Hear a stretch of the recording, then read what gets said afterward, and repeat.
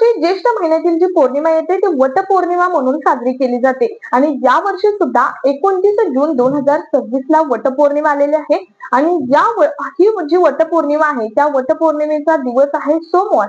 सोमवारच्या दिवशी वटपौर्णिमा ही साजरी केली जाणार आहे.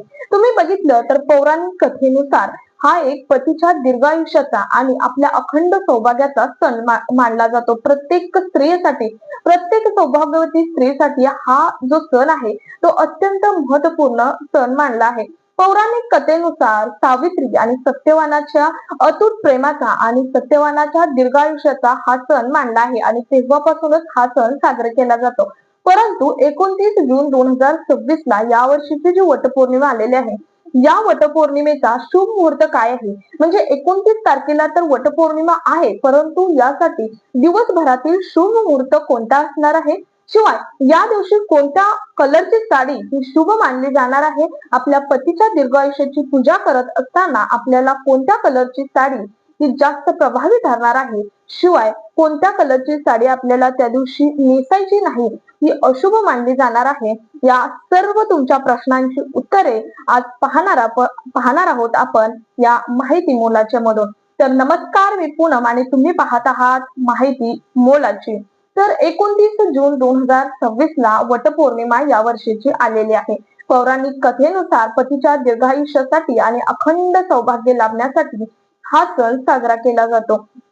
आता पौर्णिमेचा कालावधी काय आहे? तर 29 जून 2026 ला सकाळी म्हणजेच पहाटे ही 3:06 पौर्णिमा लागते. तर 30 जून 2026 ला 5:23:24 आहेत. 5 वाजून म्हणजे 5:30 वाजेपर्यंत पौर्णिमा आहे, म्हणजे 5:30 ला पौर्णिमा संपणार आहे.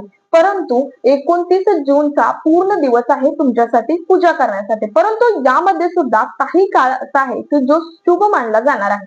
आता हा शुभ मानलेला काळ कोणता आहे? तर सकाळी 6:30 वाजल्यापासून दुपारी 12:30 वाजेपर्यंत जो काळ आहे तो शुभ काळ आहे. म्हणजे या काळामध्ये तुम्ही पूजा करू शकता.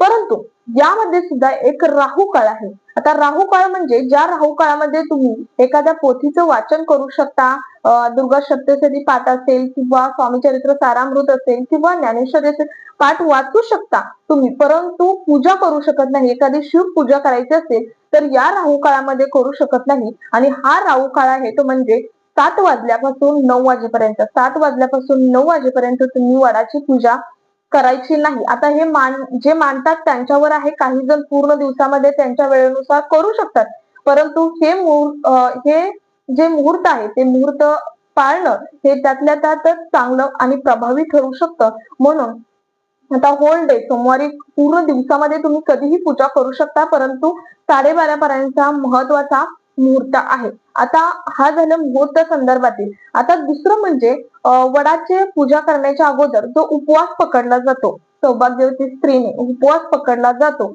तो उपवास कधी सोडावा, कधीपर्यंत धरावा, कसा धरावा, याबद्दल सुद्धा बऱ्याच महिलांच्या मनामध्ये प्रश्न आहे. त्याचं उत्तर म्हणजे तुम्ही सकाळपासून तुमची वडाची पूजा होईपर्यंत तुम्ही उपवास पकडायचा आहे. आता काही जण दुसऱ्या दिवशी सुद्धा उपवास सोडतात, परंतु पहिल्यापासून आलेल्या रूढीनुसार जर उपवास कधी सोडत असेल त्या दिवशी पुरणपोळी केली जाते. आपण वडाला पुरणपोळी दाखवतो, त्यानंतर मग वडाची पूजा करून आल्यावरती आपण उपवास सोडतो. पौराणिक कथेनुसार सुद्धा आणि धार्मिक नुसार सुद्धा हा उपवास हा तुम्ही वडाची पूजा करून आल्यावरती सोडायचा आहे. मग उपवास तुम्ही फलार घेऊन धरला तर उत्तमच, नसेल ज्याला जमत नाही त्यांनी काही खाऊन जरी धरला तर चालतो. पूर्ण ज्याच्यावरती डिपेंड त्याच्यावरती ती डिपेंड असणार आहे. त्यानंतर पुढचं म्हणजे या दिवशी साडी कोणत्या कलरची नेसायची.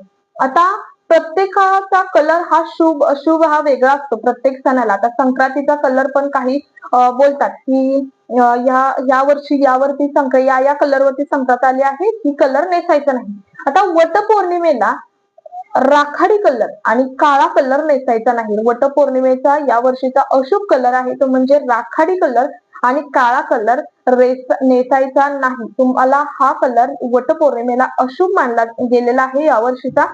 तुम्ही त्यातल्या त्यात ऑरेंज कलरची साडी, सेंड ग्रीन कलरची साडी, ग्रीन कलरची साडी, पिंक कलरची साडी आणि रेड कलरची साडी की तुम्ही नेसू शकता. ह्या साड्या शुभ कलर या वर्षीचा मानलेला आहे आणि त्यामध्ये येलो कलरची साडी सुद्धा महत्वपूर्ण मानलेली आहे. परंतु राखाडी आणि ब्लॅक कलरची साडी तुम्ही या वटपौर्णिमेला नेसायची नाही. तर मला वाटतं प्रत्येक महिलेच्या मनातील हा प्रश्न या वर्षीच्या वटपौर्णिमेचा आपल्या या माहिती मोलाच्या या चॅनलवरून सुटला असेल.